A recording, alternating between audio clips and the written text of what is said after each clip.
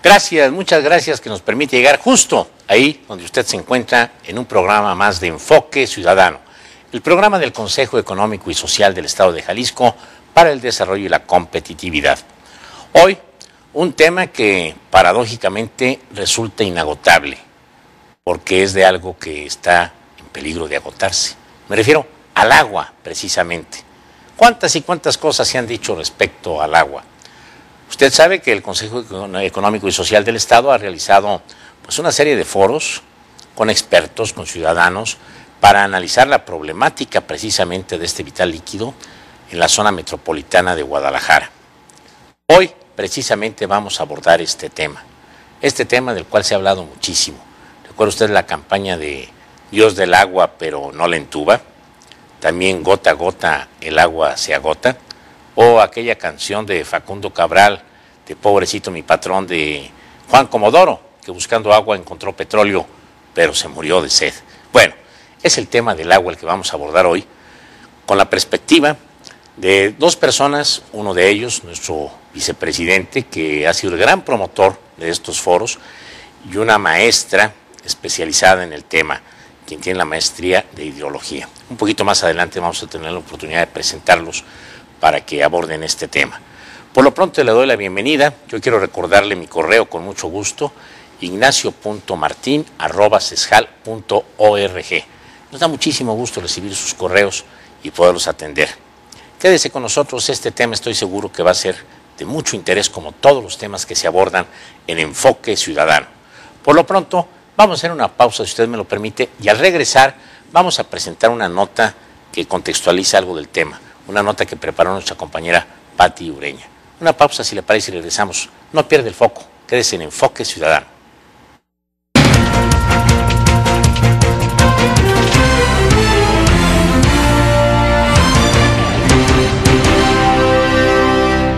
Los consejos económicos y sociales surgen en Europa hace más de 90 años. El CESJAL se inspira en el modelo europeo para incorporar de manera más directa a la sociedad en las decisiones gubernamentales, con esquemas de participación conjunta. El CESJAL combina la experiencia y el conocimiento de 21 organizaciones de los sectores empresarial, social y académico-asistencial. Sus consejeros estudian proyectos gubernamentales que impactan a la sociedad y elaboran análisis claros y responsables en torno a sus alcances y consecuencias. Mi nombre es José Morales, yo soy consejero titular en el Consejo Económico y Social de Jalisco, representando a la Universidad Autónoma de Guadalajara. La importancia de una institución como la Universidad Autónoma de Guadalajara, fincada en la lucha por la libertad de cátedra en este estado, es trascendental porque la formación de los ciudadanos y de la voz de las organizaciones civiles es necesaria para la democracia participativa, dinámica y en tiempo real. No es posible que en la época del conocimiento se guarda silencio desde los centros en donde se está produciendo precisamente el conocimiento e informando a las organizaciones civiles de cuáles son los mejores caminos en el orden cultural, técnico y político.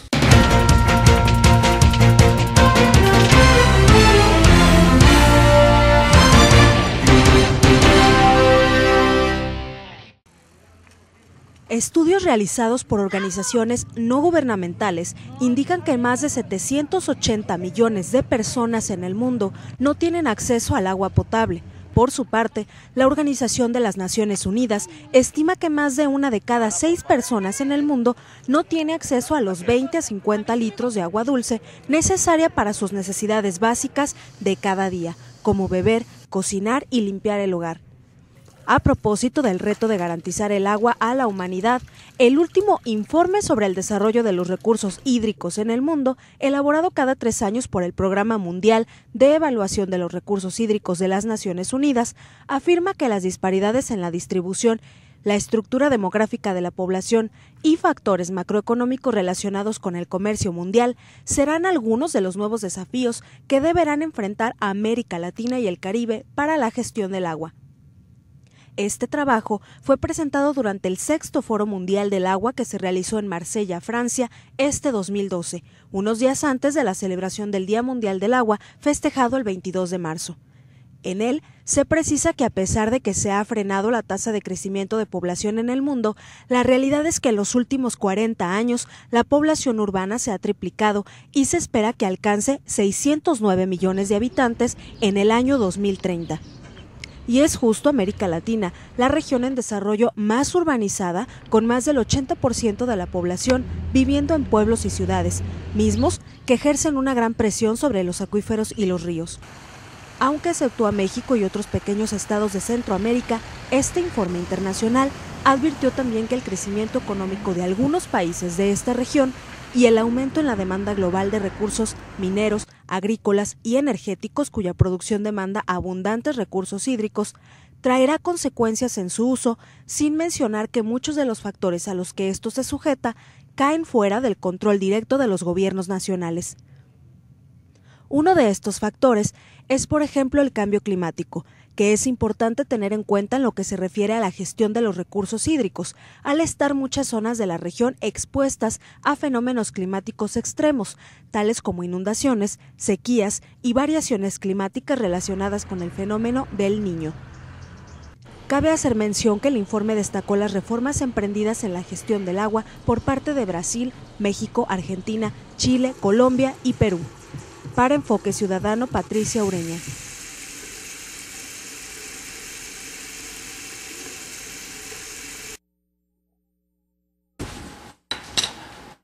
Me da muchísimo gusto que nos acompañen en esta ocasión.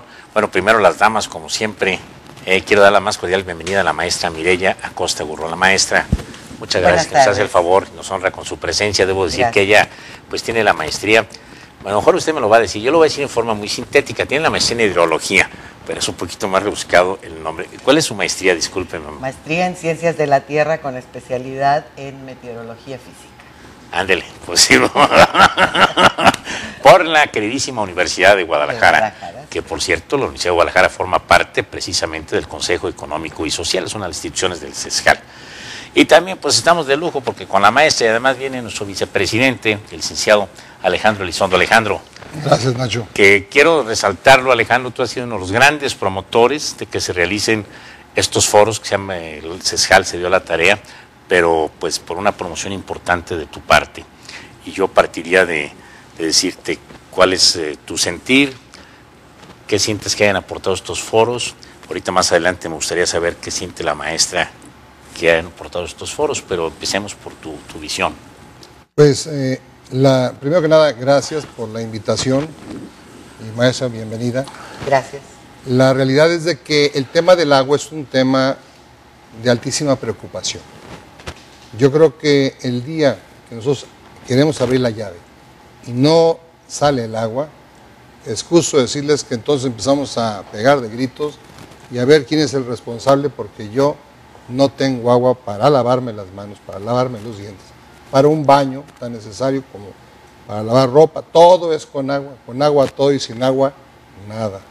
Entonces yo creo que es un tema tan delicado, tan trascendente, que lo hemos estado aplazando, las grandes soluciones del agua. Yo como ciudadano común y corriente me preocupé siempre por este gran tema, porque era un tema que estaba solamente en la mesa política. Yo siempre veía que el Congreso, que unos se oponían, que otros estaban de acuerdo, pero nunca resolvía nada.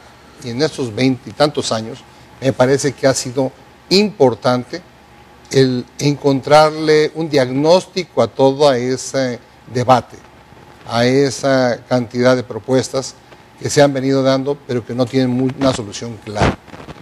Y luego voces de un lado, voces de otro, alguien quiere hacer una presa, otros se oponen, y hay muchas corrientes que tú como ciudadano simplemente empiezas a decir qué intereses tiene fulano, sutano, o qué grupo tiene estos intereses que este otro grupo no empatan, o solamente son los intereses políticos, porque esto así funciona en la naturaleza del ser humano. Para que tú no ganes, te vas a oponer, para que yo no gane, tú te vas a oponer siempre, y ahí nos vamos, aunque yo tenga la razón, pero no quieres que yo triunfe con una propuesta. Esas envidias, esas formas tan a veces muy ruin del ser humano, nos han llevado a atraparnos en un tema tan importante y tan trascendente. De ahí pues fue el tema del Consejo Económico y Social, el que investigara los orígenes, y entonces nos metimos a tener un historial de todos los documentos firmados, decretos, todo lo que ha venido evolucionando en torno al agua.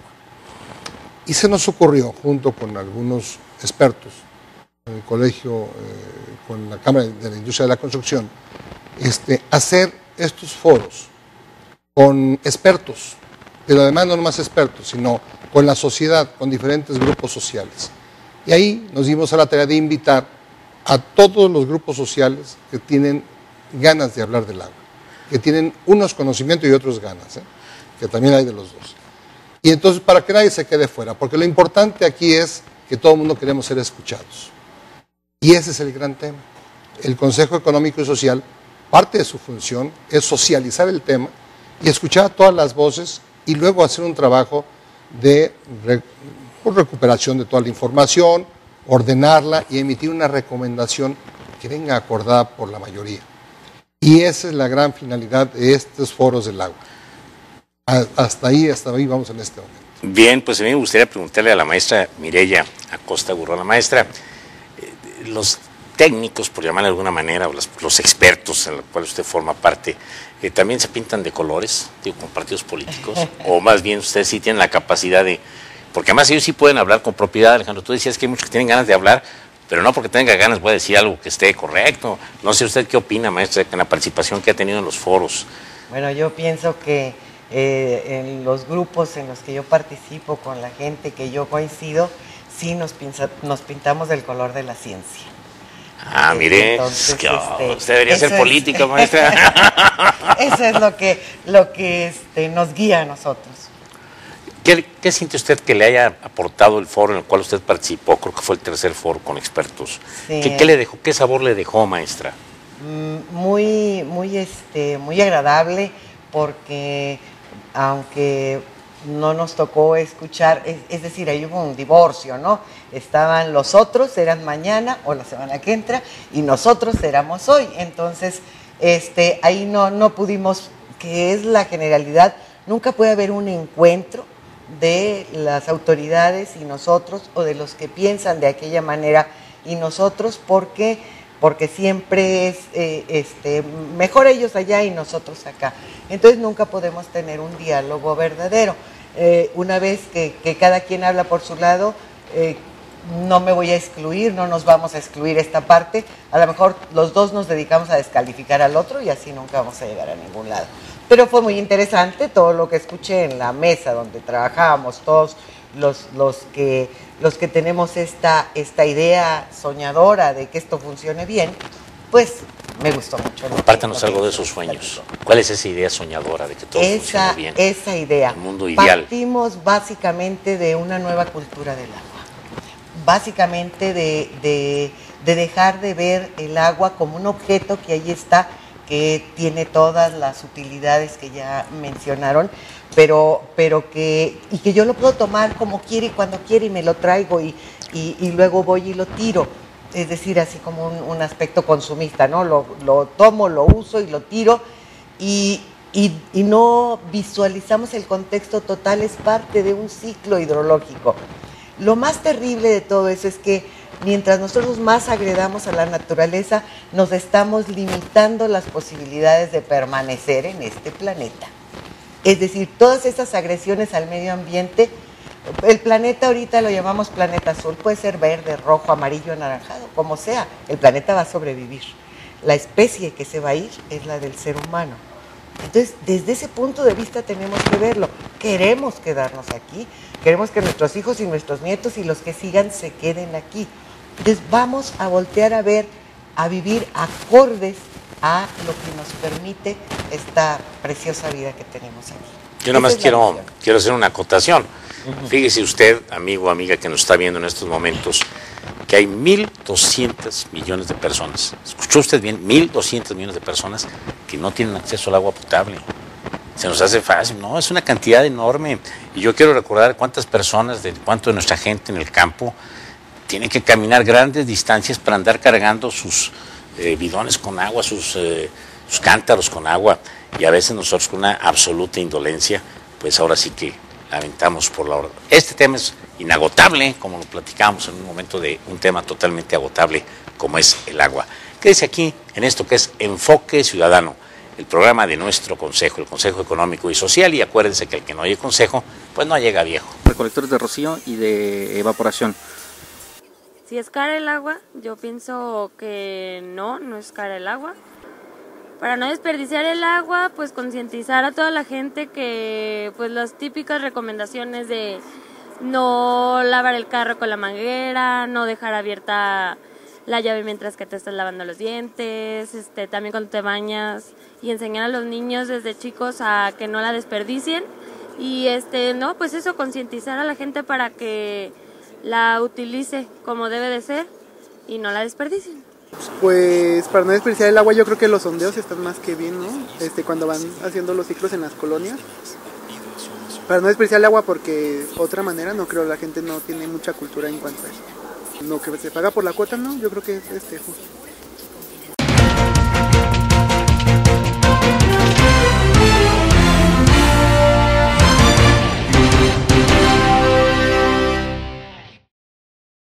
Jalisco registra un agudo desequilibrio regional. El 70% de su economía se desarrolla en la zona metropolitana. Existen 90 municipios con menos de 30,000 habitantes. Las funciones más importantes del CESJAL está la de pugnar por la definición de un programa rector de políticas públicas, programas y proyectos que redunden y promuevan el desarrollo de las regiones de nuestro estado y potencialicen todas sus vocaciones y fortalezas. Informe de actividades 2011, Consejo Económico y Social de Jalisco, nuestro Consejo Ciudadano. ¿Qué tal? Soy Ixanar Uriza, soy consejera del CESJAL por Corporativa de Fundaciones. Para la organización que represento es importante que exista un Consejo Económico y Social en el estado de Jalisco, ya que esta es una figura ciudadana de vanguardia que existe en todos los países de la Unión Europea y en algunos organismos internacionales, como la Organización de las Naciones Unidas y el Banco Interamericano de Desarrollo, entre otras. Además, es una manera en la que se puede contar con argumentaciones técnicas para la toma de decisiones, principalmente del Poder Legislativo y también indirectamente del Poder Ejecutivo, para que ellos puedan tener una medida exacta del impacto que tiene su ser y quehacer hacia la sociedad jalisciense. Por último, es un espacio de diálogo abierto para generar entre ciudadanía y sociedad y gobierno una manera en la que nosotros podemos dialogar para construir una de verdadera democracia participativa. Gracias. Para que nos escuchen, les voy a dar un consejo. Un consejo para hacer mejor las cosas. Un consejo para organizarnos. Un consejo para saber qué nos hace falta. Un consejo que es de todos y para todos. Este consejo no es del gobierno. Es un consejo de la sociedad. Consejo Económico y Social de Jalisco. Nuestro Consejo Ciudadano.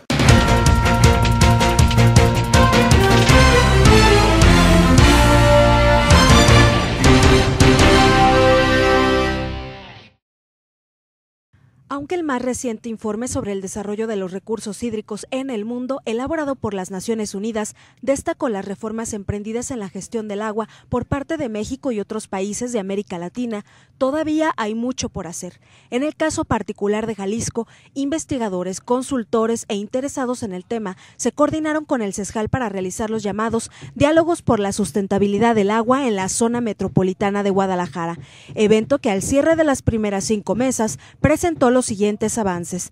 Mesa 1. Un total de 14 conferencistas detectaron 6 ideas clave para asegurar la sustentabilidad del agua en el área metropolitana de Guadalajara, con un enfoque hacia el uso racional y cultura del agua, tarifas, contaminación, entre otros subtemas. Mesa 2 contó con la participación de urbanistas y planificadores, quienes demostraron modelos y estrategias para que el desarrollo urbano no implique impactar negativamente la existencia y abastecimiento del vital líquido. Mesa 3 explicó en qué consiste el ciclo del agua en una zona urbana como lo es una ciudad y qué podemos hacer respecto a ese ciclo para, por ejemplo, captar agua de lluvia para uso doméstico. Mesa 4. Esta mesa fue particularmente dirigida a expertos en hidráulica e hidrología y ella reflejó la necesidad urgente de llegar a acuerdos para el abastecimiento del agua en el área metropolitana de Guadalajara, la falta de compromiso político para tomar decisiones y asumir los proyectos, la importancia de abatir el retraso de la infraestructura de gran impacto para el agua, presas y acueductos entre otros, y el daño que esto provoca a la población como principal usuaria.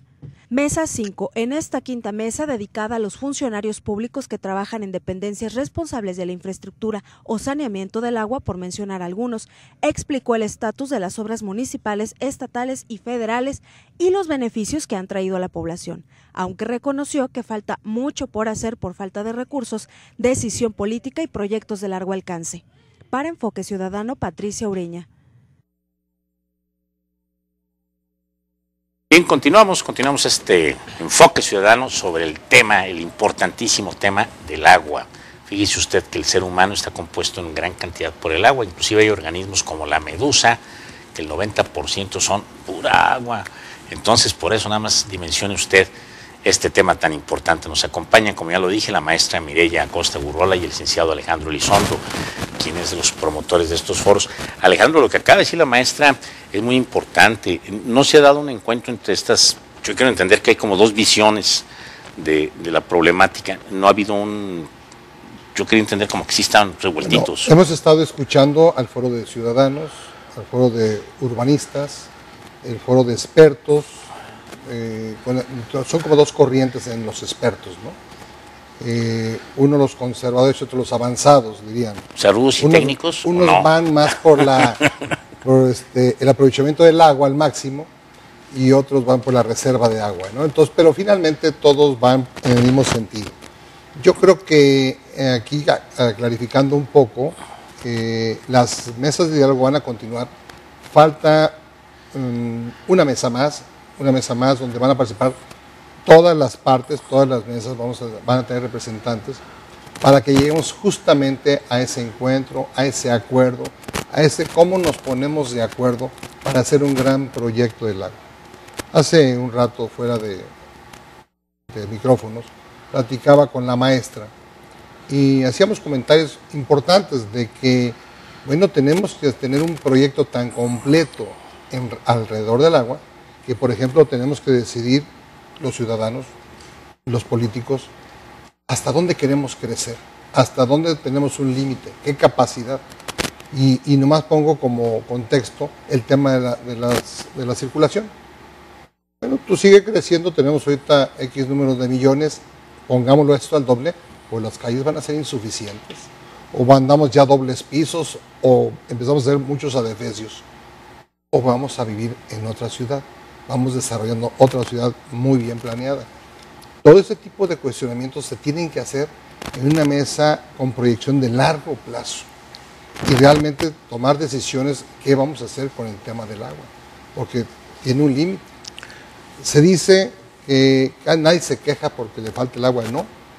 Pero el día que se agoten los pozos, que cada año están bajando y bajando, va a llegar un momento en que no vamos a encontrar agua. Y gran parte de la población se nutre de esos pozos.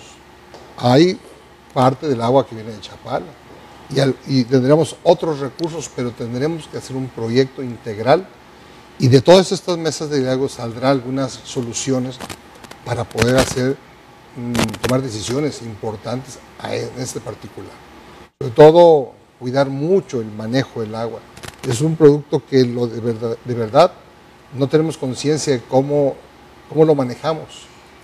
Desde las nuevas tecnologías para el WC, para los migitorios, todo esto tiene que ser de una evolución importantísima porque pues va agua de manera increíble. Luego también tenemos que captar aguas de lluvia en nuestras casas. En Australia, por ejemplo, el agua es tan escasa que tienen plantas de tratamiento en cada casa para que el agua con la que te bañas la puedas usar en el WC y luego el agua del WC la tratan y la puedan utilizar en los jardines de su casa. Entonces le dan 2 pasaditas al agua. Eso es aprovechar el agua, además es carísima. Y a lo que nos cueste y nos duela, entonces vamos a saber lo que es pagar y cuidar el agua. Maestra Mireya Acosta Gurrola, con esto último que acaba de decir el licenciado Elizondo, ¿cree usted que el problema de la concientización de la gente respecto al uso de agua es un problema de precio? Que si nos encarecen el agua, las gentes, bueno, del CIAP o Metragua, ya no sé cómo se vaya a llamar, ¿ya con eso nos vamos a ser más conscientes? No creo que nada más vaya por ahí, porque una persona que no tenga dinero para pagar el agua, pues se va a morir de sed, ¿no? No va a tomar conciencia.